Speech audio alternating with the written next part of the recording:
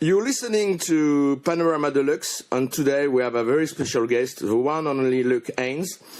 So, Mr. Haines, bonjour. Bonjour. I'm glad to have you for your new project. Of course, you need no introduction, but from the author to know through Baader Meinhoff and Black Box Recorder and multiple solo album and over with Peter Buck. And for this very new one, Izzy, Wizzy, Let's Get Busy, you go back to your childhood memories from the 70s. We are quite influenced by the occult, to say the least. Yeah. It's kind of about magic TV, children's magic TV, television magique from the 1970s, and how it can be a gateway to the darker magic. Yes, and it seems that the album is very British, but even I think that even if some people don't have the English reference from people from the rest of the world, can get the feeling of the album, even if you don't have the references from specific TV shows. Yeah, I think so, because it's kind of about a certain time, and the overall theme is not so much specific to the TV shows. It's about how, magic as children can lead to darker things. And what did lead you to that idea? Or did you decide to? Is it an idea you have for a long time, and or just happens like that? No, it was a conversation I had with a friend of mine who's a writer, and it was we were just talking about the occult. And we got talking about this thing. Well, maybe the occult goes back to children's TV, and there's a lot more of it in there than otherwise thought. And it's also about how it's also kind of a warning against the occult, because the occult always tends to lead to the right wing politically, and there's a lot of that in Europe at the moment. So it kind of addresses those two things. Do you understand that why in the early 70s there was this big fascination for the occult? I have some ideas, but I would like to have your opinion on your analysis on that. Why a specific moment of time? There was, of course, the Omen, a lot of movie on music that was from Black Sabbath to. Yeah. Well, I think it's all still there, but I think this was back in the 1970s, it was the beginning of it in sort of very popular culture. The occult had been sort of more to do with the upper classes, certainly in England, in the Victorian and Edwardian years. And then after the war, there was spiritualism, and seances and all those kind of things became quite popular with the working classes. So I think it just it kind of changed from there. And then there was a kind of harmless idea of magic and variety magic, but I think that was the gateway for a lot of people. And things like you say, Black Sabbath and Led Zeppelin kind of toying with magic, And even if you go a little bit back before, Aleister Crowley appearing on the Beatles' Sgt. Pepper album. Yeah, exactly. Yeah, and I mentioned things obviously like Graham Bond, the Graham Bond organisation on your album. But it's kind of it's a kind of running theme through rock music. Rock music's always liked kind of dabbling in the occult, but I think this album's it's sort of been my album's kind of not so much. It's not so much worshipping the occult. It's saying be careful. It's some kind of warning, yeah. Yeah, exactly. It's a warning. Okay, so let's listen to Izzy Wizzy, Let's Get Busy, and then I go back to you. Okay.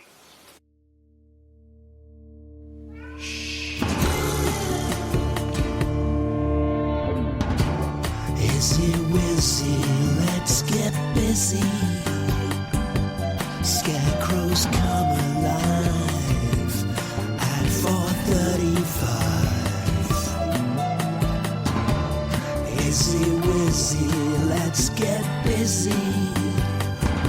There's electricery over jam and tea.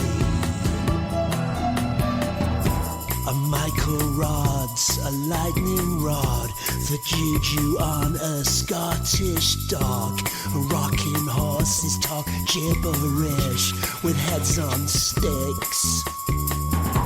Haunted houses bring out your dead, but magpies on instead. If you can't handle it, if you can't handle, if you can't handle. Izzy, Wizzy, let's get busy. Scarecrows come alive at 4:35. Izzy, Wizzy, let's get busy. There's electricery on your jam and tea. Cast your magic spell on me.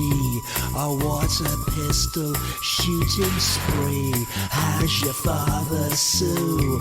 Practical jokes are never funny.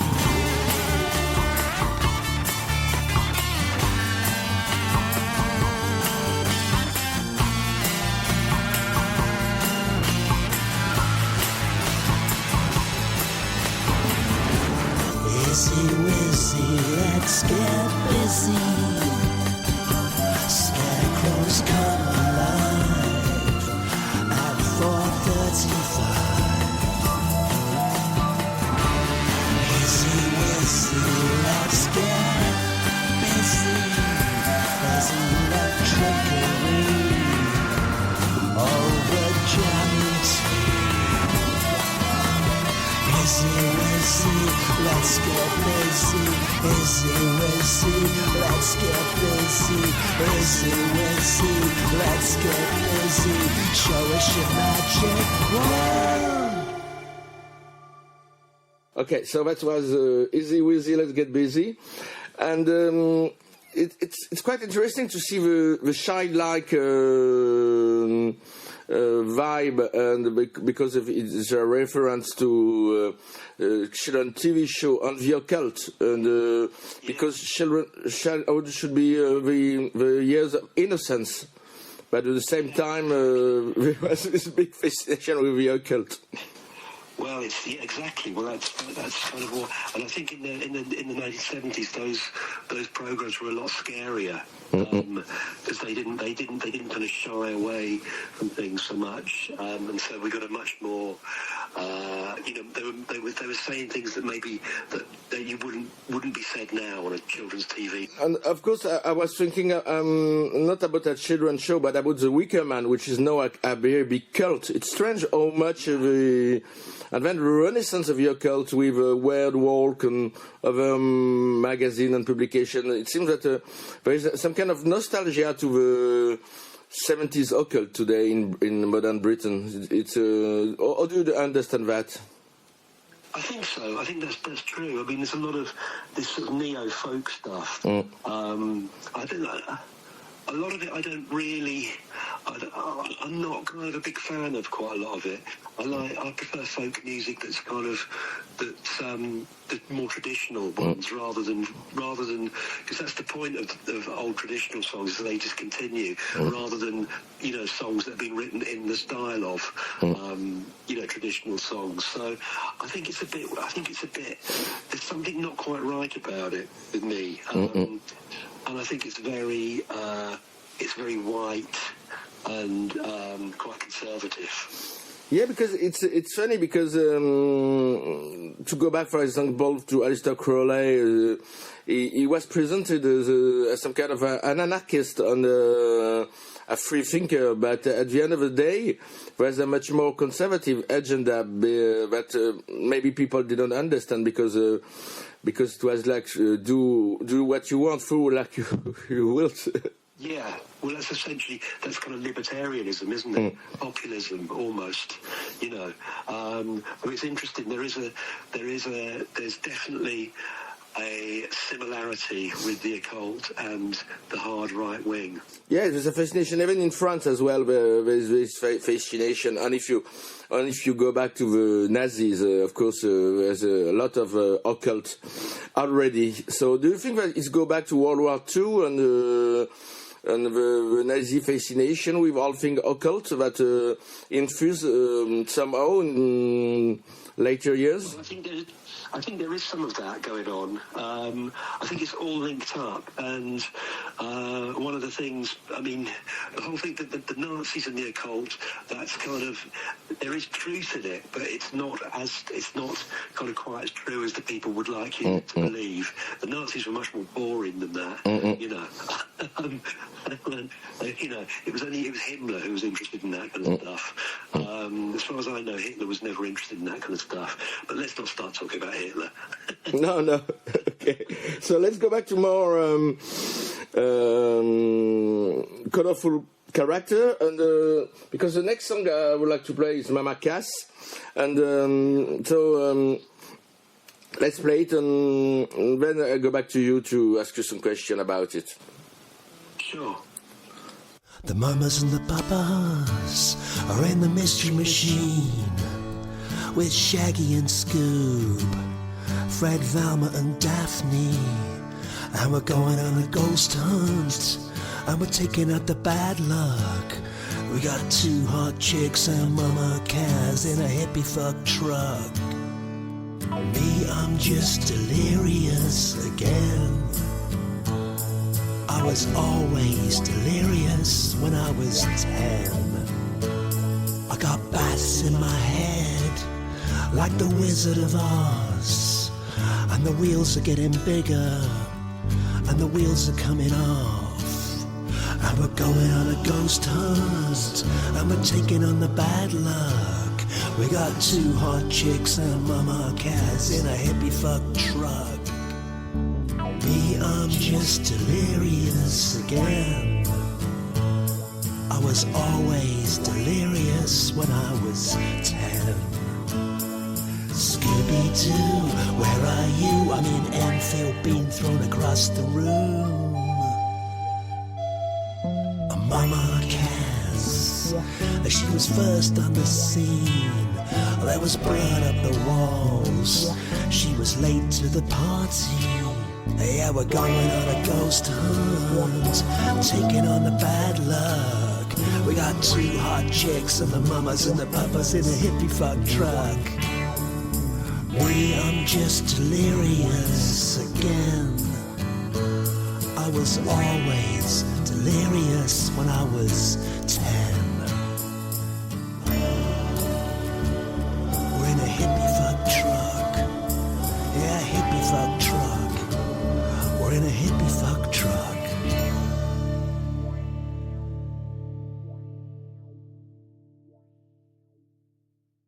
So it was Mama Cass, and it's very strange because even if you go back to Mamas and Papas and Mama Cass solo, it seems to be a very California positive vibe, but if you go and scratch a little bit, you see that the whole band relationships was very strange, and then you go back to have a sex scandal with John Phillips, and Mama Cass, of course, tragical death. The reason the track is on there, because there's an episode of a children's cartoon that was shown in the UK. It's probably you probably get it in France, called Scooby-Doo. Yeah, Scooby-Doo, of course, yeah. Yeah, and there's an episode from, I think, 1969 where the mamas and the papas are in it. And in 1969 was actually the time, as we all know, of the Manson murders. And what only became known till kind of quite recently, long after her death, is that Mama Kaz was actually arrived just after on the scene, just after the murders. She was actually the first one in the house that found the bodies, and she got out quick. This is all in Kim Webb's autobiography. So it's kind of, it's very dark forces. And it's very strange as well. But but some kind of harmless cartoon like Scooby-Doo can have some such dark overtones. In fact, when I was watching Scooby-Doo as a child, I didn't think about that. Yeah, well, I let's put it this way: I found the dark overtones in that episode. Whether they're actually in there or not is another matter. And as well, if you go back to California and San Francisco, Los Angeles, I remember the 6th June of 1966 was the beginning of the Church of Satan, and that did have some influence later with Anton LaVey and all this fascination as well with the occult and strange cults as well in California, mixing a very ecological and healthy things, but with a dark overtone on the Process Church as well. Yeah.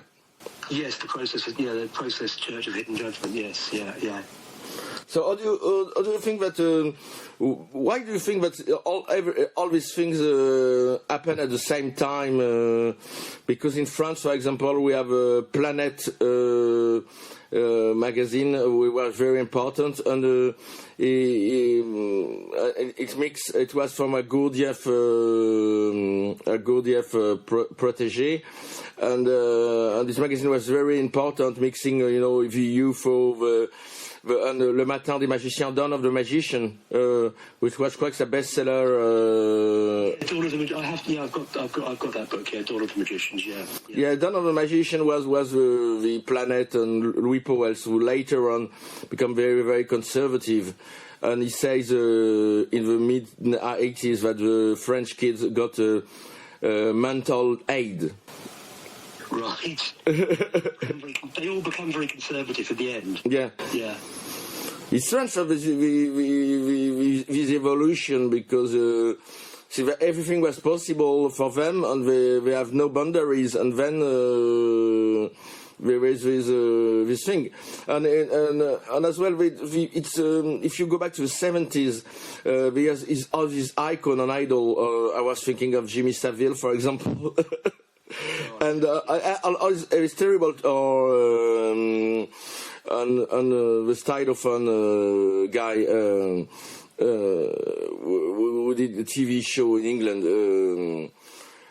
What's his name? We got as well apprehended for paedophilia. So it's strange that you go back all this scandal, that all this dark overtone is now after 50 years, 40 years is going public. Yeah. Well, exactly. Well, that's what happens if you, in very libertarian times, it can go very wrong, can't it? So in a way, my album is quite conservative, because it's actually kind of a warning, against libertarian times. Though I'm not a conservative person in any means. So yeah. And I would like to know as well, what's your opinion on people like Genesis Pure Reach and Psychic TV, who is no longer with us, but was dealing for a time with the psychic youth movement on the occult and I think they were dabblers, you know what I mean? They were just dabblers, and they were messing with things they didn't really know about. Also, who real occultists don't kind of talk about it, because as soon as you start talking about it, you lose any power. So that's never trust anyone who claims to be an occultist. And before playing TV on all the time, I would like to tell you that in France you have a book we have published on Le Boulon. is a friend who published it. It was called Qui Peut, about all the freaks on modern music. So I would like to talk a little bit about that because it's a fascination with all the misfits that popular music. Yeah. Why did you decide to all this fascination? Because probably because you was bored about the standardization of modern music, and you wanted to find there's something else existing. Yeah, pretty much. I mean, I thought a lot of these people and these stories were getting written out of modern music, because we have this thing, certainly in Britain and probably in France, probably in Europe, is kind of the canon of modern music, the oeuvre, you know, the accepted kind of faces of music throughout the past and presently. So I thought there was just more interesting ways of looking at it, the whole music scene, or music over from the last 50, 60 years, or whatever, maybe even further back. And I thought more than that, there was an interesting way of saying it. And I just, because I kind of don't really like the way I don't really like the way much music writing is written. So I just thought there was a better way of saying the things, a more interesting way, making it less pompous and more kind of fun, like rock and roll is meant to be. Some kind of very harsh words on what was called Britpop at that time, and so do you think that Britpop was an illusion, completely made up thing? It wasn't an illusion, but it was certainly. It wasn't an illusion because people bought the records. And they bought my records as well. I mean, in a way, you know, I did quite well because I think I sold more records because of it rather than in spite of it. So, but I don't think it was very imaginative. And again, it was kind of like it was very conservative and very, very backward looking. Just in terms of, you know, it wasn't saying anything new about the past. And I know I'm looking at the past in this record, but I'm trying to say something new about it. But it wasn't saying anything new about the past, but it was just imitating the past, really. You know, just imitating the Beatles or imitating other groups from the 60s, really. So I thought it was kind of a blind alleyway, a cul-de-sac. Yeah. Cul-de-sac. Okay, so let's listen to TV's all the time, and I go back to you. Yeah. The TV's on all the time. The TV's on all the time. From the moment we're born to the moment we die. The TV's on all the time. And I'm soaking it up, just like a sponge. Mr. Crowley pops up and he's running amok, 'cause the TV's on all the time. The TV's on all the time. From the moment we're born to the moment we die. The TV's on all the time. From Michael Bates to the Stone Tapes, a lazy dripping away, the spooks of Bottle Bay, someone knocking at the door, witchy signs on the floor, scratching from the outside, when the TV's on all the time, because the TV's on all the time. TV's on all the time. From the moment we're born to the moment we die. TV's on all the time. I was found in the woods. I was brought up by wolves. Ow!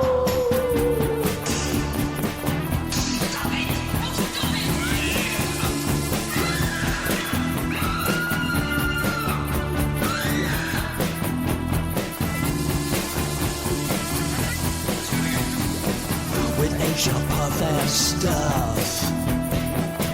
Things are gonna your crusts. You spontaneously combust. Dr. Grimston says, Mary to Grimston say, you get lost in the dark and you take a hard ride when the TV's on all the time. 'Cause the TV's on all the time. The TV's on all the time. From the moment we're born to the moment we die. The TV's on all the time. The TV's on all the time.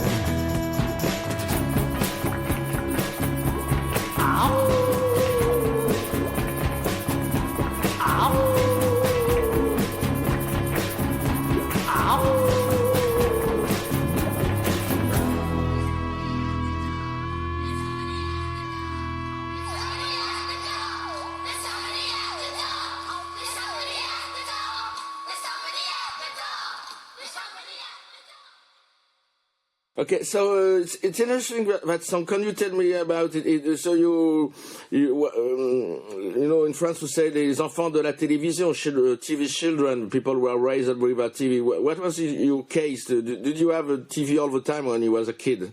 Yeah, absolutely. Yeah, all the time. And then even up until even in my 20s, you know, before we kind of got into the age of the internet and stuff like that, and the internet didn't really come until I was in my kind of mid-30s.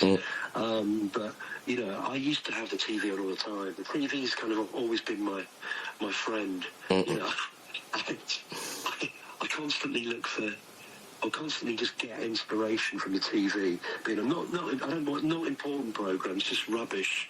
You know, that's where the good stuff is. You know, in what we call daytime TV shows, just kind of crap. The telly is always my inspiration. And about inspiration on TV and popular music as well. I think if you go back to the 70s and 80s and maybe just before the internet really get important on cell phones, before it was people have common ground, I mean common references, but today the market seems to be very compartmentalized. People are just getting into their niche, like, and it's more difficult to have a hit song because there's so many niche and bubble, and people are their own bubble. And there was no, you know, when I was a kid, what was the show you were watching last night on TV, and you talk with your mates about it, and it's no longer that today. Top of the Pops. Yeah. Yeah, no, you don't. Well, that's the thing. I mean, there's so much now, and it's just everything's is consumed in a different way if it is consumed. And the music, say, of probably from the kind of 50s to the 1990s was just a very different thing. And the 1990s was the last part of that era. And I think it just changed. It started to change gradually in the early 2000s, and by now it's completely different. Which is fine. That's just you know, the way time goes on. You know, things shouldn't just be the same. That's okay, and I'm not complaining about it because when I was a young man, you know, I had all that. I mean, I feel a bit sorry for younger people if they haven't got that, but. You know, young bands and stuff, but maybe they're okay. I don't know. But it seems that on the positive side, there's less. I was talking about people into their own bubble, but at the same time, it's nowadays with the internet. Of course, you can have access to. Yeah, you can find anything you want without it being like without the enemy saying what is important, or Melody Maker saying what is important, you know. So in that way, it's kind of good. But sometimes it's good to have someone showing you the way, and you can work it out for yourself. But it's just a kind of free-for-all now, which is kind of cool. But at the same time, when you watch, you look at an Uncut, a Mojo, record collector, nowadays there's a fascination for the past, I mean, for the classic rock. Where I won't say that it's bad, but it's I don't have a judgment about that. I just see that it's quite different from the enemy and And the Melody Maker days, nowadays what was going on, it's on the internet, but not on the printed press. No, it's just what it is. It's just, I mean, it's what it is, and what it actually is. It's just a thing. It's just sort of for dying old people, really. I mean, it's those magazines. I mean, I write for Record Collector every so often. It really is. It's a magazine. They're all magazines for old men who are dying out. They're not. Once all the old men have gone, those magazines are going to be gone as well. There won't be an audience for them. 30-year-olds don't read any of those magazines. I doubt 40-year-olds do. It's 50-year-olds, 60-year-olds, 70-year-olds. So yeah. So I have got two last questions. Do you have any plans to